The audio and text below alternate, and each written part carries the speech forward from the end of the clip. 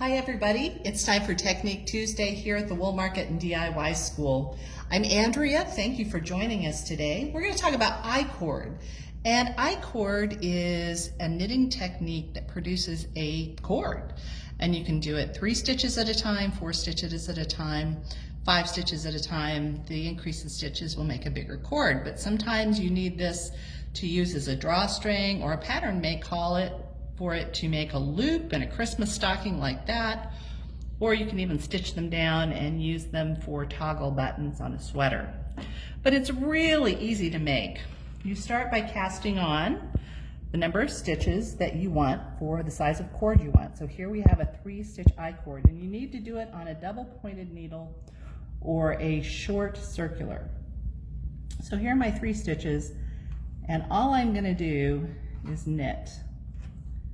So I've knit my 3 stitches. Now, instead of turning around like I would normally do and going the other way, I'm going to slide these stitches back on the other end of my double point.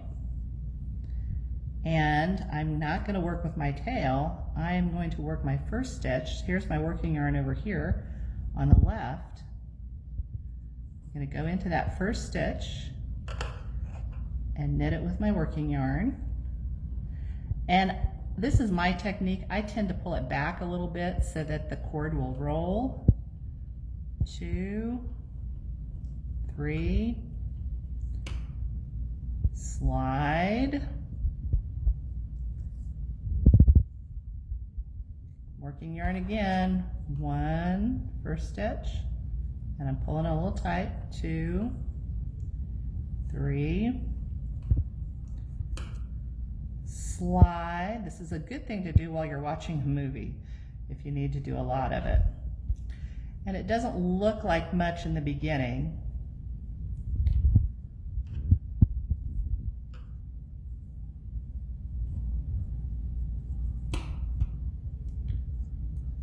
Let's slide it back. 1, pulling it back.